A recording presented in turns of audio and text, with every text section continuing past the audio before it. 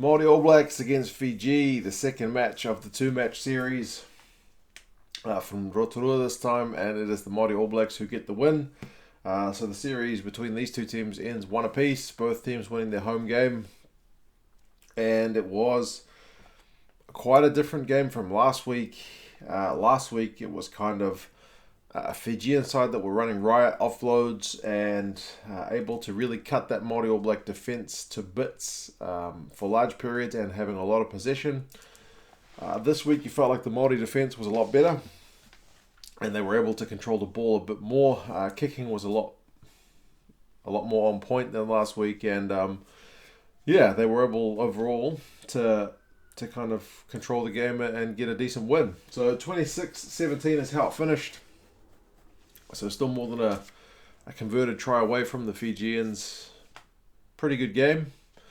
Probably not quite the same magic touches as last week, but it still did have its good moments as well. So it was definitely worth a watch.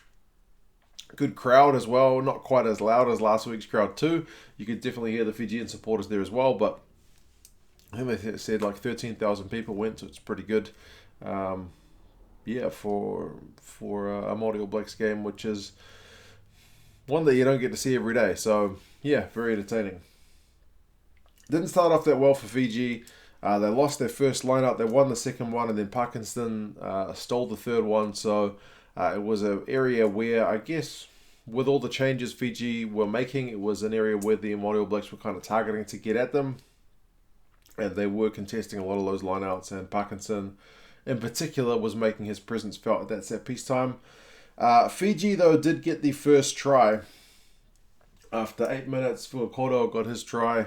It was a great little through the legs try assist there as well. The TMO had a look at it. There was a kind of kick through, which didn't seem all that much intentional, but it was definitely off the foot.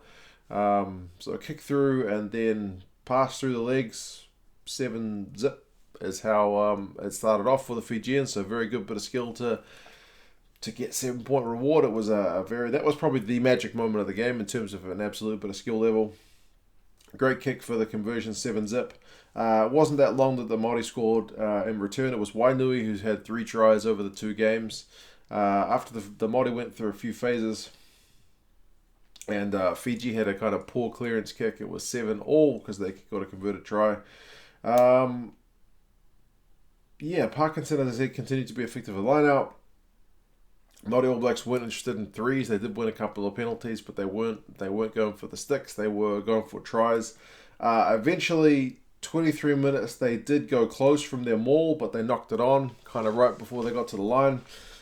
Fijian defence and the scrum time actually held the Māoris out at one point, because there was a large period of that first half where the Māoris were really camped in that Fijian half, and the Fijians were doing enough to hold on, pulled off a big scrum. But they managed to kind of clear it. 30 minutes, the Fijians finally won a penalty on about halfway, maybe just inside the Māoris' half, and they decided to go for the sticks. They had been camped in their own half for quite a bit, so it kind of made sense to try and get back down the other end and give the guys a bit of a breather, because they had been making a lot of tackles. That kick didn't go over. And then just before halftime, Bryn Hall, from a kick through, he almost gathered to score, but was able to tap the ball back to Highland, who forced the ball. TMO had a look at it. He gave it a field on the try. A try on the field, did the ref, but TMO had a look at it and said Hall's foot was in touch right as he tapped it back. It was a good bit of quick thinking from Hall, who did look pretty sharp, to be fair. So there was no try there, but it was very close. And that's how it finished at halftime. So it was only 7 apiece. The Māori would have been pretty disappointed to be going into 7 apiece, because they did have the better of the first half. Second half, though, they came out firing. Thompson got his try after Douglas had gone close, but not quite getting there. Still, Thompson got there. 14-7 was the score. Parkinson, this early second half, went twisted his ankle, or maybe broke his ankle from a line-out. It looked pretty nasty. As he came down from a line-out, he was one of the more outstanding guys from that Māori team. Yeah, so he went off after 45 minutes. Fiji kicked the penalty. I think it was 51 minutes. Just to make it a touch closer, kind of, if they score next, then they'll go in front. It was 14 points to 10, but then Nankivell got a try 59 minutes from a cross kick. The ball did go loose. The Fijian 10 just kind of bobbled it, and Nankivell went down, forced it and got the try, but that was kind of lucky because there might have been a yellow card for the Fijians if they hadn't scored there. So it was 19 points to 10. It was Vitakani that had dropped that ball. He dropped the ball not long after that as well, so he was having a few issues. He was great last week, wasn't quite able to live up to that same level this week. Māori All Blacks scrum started to get pretty dominant in that second half as well. 63 minutes, 64, Walker Leawere went in for a try. I thought maybe there was a little forward pass and a little inside ball that he went to him, but they didn't call it. Maybe that was just the camera angle I was looking from. 26-10, and it was kind of looking like game over from that point. Fijians were attacking, but just too many knock-ons over the game. It wasn't quite there in terms of that skill level like last week. But still, 74 minutes, they didn't give up. Dyer got the try, and it was from a Fijian dominant scrum actually. Their scrum really lifted for those last few minutes, 26-17. The Fijians did have a bit of ascendancy towards the end, but it was a bit too little too late. And that is the way the game finished. I looked for some stats, but there wasn't much available at the time I finished watching the game.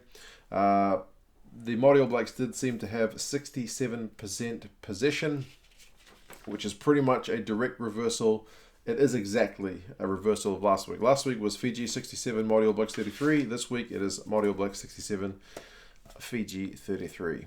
So, yeah, very much a turnaround. Fiji, I think, won't be too disappointed with this loss because they did make more than half the team change. Some of the big guns were left out of this one. It's definitely good for the coach to get a look at some of these players, try some new combinations, get valuable experience leading up to the World Cup. So, as I said, I don't think they'll be too disappointed. Obviously, they would have liked to have got a win. But overall, in the big picture, I still think they'll be pretty pleased with some of the minutes some of these guys got in a pretty good test for them. There'll be some areas to work on, and some guys will have given the coach a bit to think about. For the Māori All Blacks, I'm not sure if any of these guys will have done enough to get themselves into that All Blacks conversation. I guess we have to wait and see what happens with the All Blacks first. But for the Māori All Blacks, they've definitely restored a bit of pride in their jersey because they were probably hurting a fair bit last week after a pretty disappointing performance from them. So, yeah, good for them to get a win.